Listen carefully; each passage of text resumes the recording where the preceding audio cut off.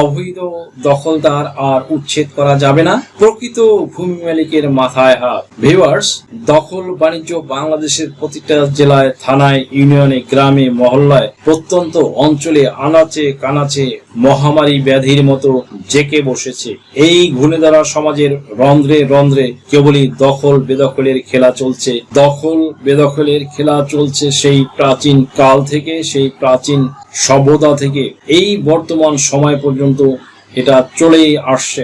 জমি নিয়ে মারামারি, কাটাকাটি, দাঙ্গা হাঙ্গামা, রক্তারক্তি, কিন্তু পরিশেষে সেই 3.5 হাত মাটি তো ভাগ্যে জোটে। তাহলে এত লোভ লালসা কিসের জন্য? লোভ লালসার শেষ কোথায়? আসলে তার নির্দিষ্ট কোনো শেষ নেই। এটি একটি অন্তহীন প্রক্রিয়া যা মানুষকে সব সময় আরো বেশি পাওয়ার আকাঙ্ক্ষা তৈরি করে। লোভ লালসা মানুষের জীবনে নানা ধরনের সমস্যা ও দুঃখ ডেকে আনতে পারে। বাংলাদেশে জমি জমার প্রতিও মানুষের তেমনি রয়েছে অনেক লোভ লালসা। ভিউয়ার্স, বাংলাদেশের দেওয়ানি আইনে জমির মালিকানা ও দখল নিয়ে জটিলতা যেন পিছু ছাড়ছেই না। বিষ ফোড়ার যন্ত্রণা যেমন মানুষকে ঘুমাতে দেয় না, তেমনি এই জমি জমা সংক্রান্ত বিরোধ বিষয় সংক্রান্ত বিষ ফোড়ার যন্ত্রণা মানুষকে দিনে রাতে কষ্ট দেয়। নীরবে নিভৃতে যন্ত্রণা দিতেই থাকে। অনেক সময় প্রকৃত মালিক হয়েও ভূমির উপর নিয়ন্ত্রণ হারিয়ে ফেলছেন বহু মানুষ।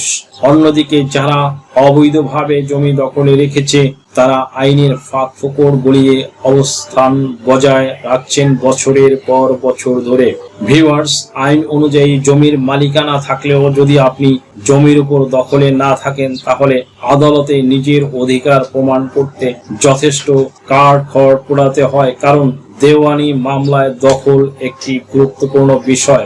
ভাইরাস কেউ যদি কাগজপত্র ছাড়াও দীর্ঘদিন ধরে কোনো জমি দখলে রাখে এবং হঠাৎ করে তাকে উচ্ছেদ করা হয় তাহলে তিনিও সুনির্দিষ্ট প্রতিকার আইন 1877 তথা স্পেসিফিক রিলিফ অ্যাক্ট এর 9 ধারায় মামলা করতে পারবেন এবং দখল পুনরুদ্ধার চাইতে পারেন। আইনের ভাষায় সুনির্দিষ্ট প্রতিকার আইন 1877 তথা স্পেসিফিক রিলিফ অ্যাক্ট 1877 এর 8 ও 9 ধারার মাধ্যমে জমি নিয়ে 2 ধরনের মামলা করা যায়।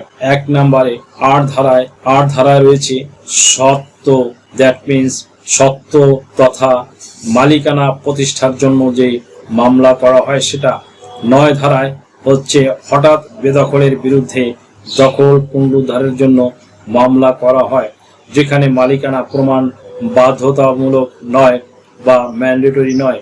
এমনকি 9 ধারার মামলা করার জন্য সম্পত্তির কোনো কাগজপত্র না থাকলেও কিন্তু চলবে, যদি প্রমাণ করা যায় যে ব্যক্তি নিরবচ্ছিন্নভাবে বা নির্বিচারে জমিতে বসবাস করছিলেন এবং 6 মাসের মধ্যে তাকে জোরপূর্বক উচ্ছেদ করা হয়েছে। তবে 9 ধারার মামলা দায়েরের জন্য সময়সীমা অত্যন্ত গুরুত্বপূর্ণ।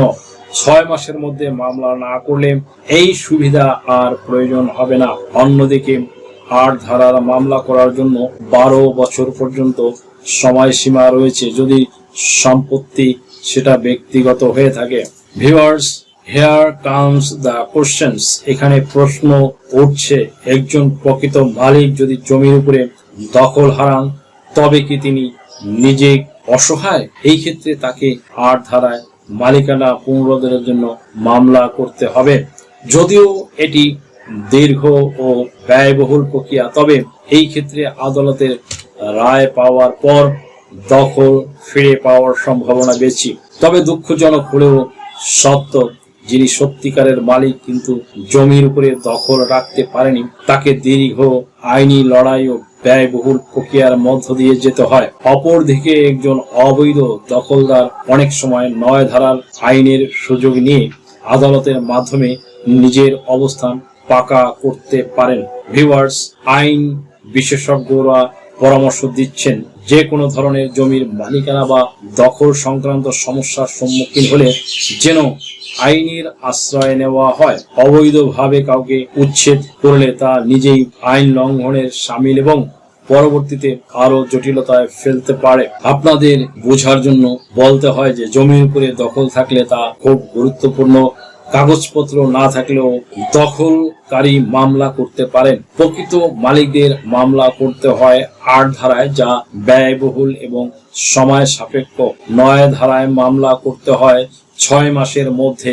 অবৈধভাবে কাউকে উচ্ছেদ করা আইনগত নিষিদ্ধ। ভিউয়ার্স, এই ব্যাপারে নতুন ভূমি আইন ২০২৩ কি বলছে আসুন দেখি। হ্যাঁ, অবৈধ দখলদারদের উচ্ছেদ করা যাবে, তবে কিছু আইনি প্রক্রিয়া অনুসরণ করতে হবে। প্রকৃত ভূমি মালিকের অধিকার সুরক্ষার জন্য সরকার নতুন ভূমি আইন প্রণয়ন করেছে। এই আইনে অবৈধ দখলদারের উচ্ছেদ করার বিধান রাখা হয়েছে, তবে কিছু ক্ষেত্রে কিছু প্রক্রিয়া অনুসরণ করতে হবে। নতুন ভূমি আইনে বলা হয়েছে, কোনো ব্যক্তি যদি কোনো জমির মালিক হন এবং তার বৈধ কাগজপত্র থাকে, তাহলে তিনি আদালতের মাধ্যমে সেই জমির দখল পুনরুদ্ধার করতে পারবেন। তবে যদি কোনো ব্যক্তি দীর্ঘদিন ধরে কোনো জমির দখল করে থাকেন এবং তার বিরুদ্ধে কোনো আইনি পদক্ষেপ না নেওয়া হয়ে থাকে, তাহলে তাকে সহজে উচ্ছেদ করা যাবে না। এই ক্ষেত্রে জমির মালিককে আদালতে যেতে হবে এবং আইনি প্রক্রিয়ার মাধ্যমে তার অধিকার প্রমাণ করতে হবে। এখানে কিছু বিষয় উল্লেখ করা হলো। জমির মালিককে প্রথমে আদালতে যেতে হবে এবং একটি দেওয়ানি মামলা দায়ের করতে হবে। মামলার শুনানিতে জমির মালিককে তার মালিকানার সপক্ষে প্রমাণ উপস্থাপন করতে হবে। যদি আদালত জমির মালিকের পক্ষে রায় দেন, তাহলে উচ্ছেদ কার্যক্রম শুরু করা যেতে পারে। উচ্ছেদ কার্যক্রম সাধারণত আইন শৃঙ্খলা রক্ষাকারী বাহিনী পুলিশ দ্বারা সম্পন্ন করা হয়, তবে উচ্ছেদের আগে দখলদারকে অবশ্যই নোটিশ দিতে হবে এবং তাকে সরে যাওয়ার জন্য পর্যাপ্ত সময় দিতে হবে। যদি কোনো ব্যক্তি আদালতের আদেশ অমান্য করে, তাহলে তার বিরুদ্ধে আইনানুগ ব্যবস্থা গ্রহণ করা হবে। এটা স্পষ্ট যে অবৈধ দখলদারদের উচ্ছেদ করা যাবে, তবে তা আইনি প্রক্রিয়ার মাধ্যমে সম্পন্ন করতে হবে। প্রকৃত ভূমি মালিকদের আতঙ্কিত হওয়ার কিছু নেই, তবে তাদের আইনি সহায়তা নেওয়ার জন্য প্রস্তুত থাকতে হবে।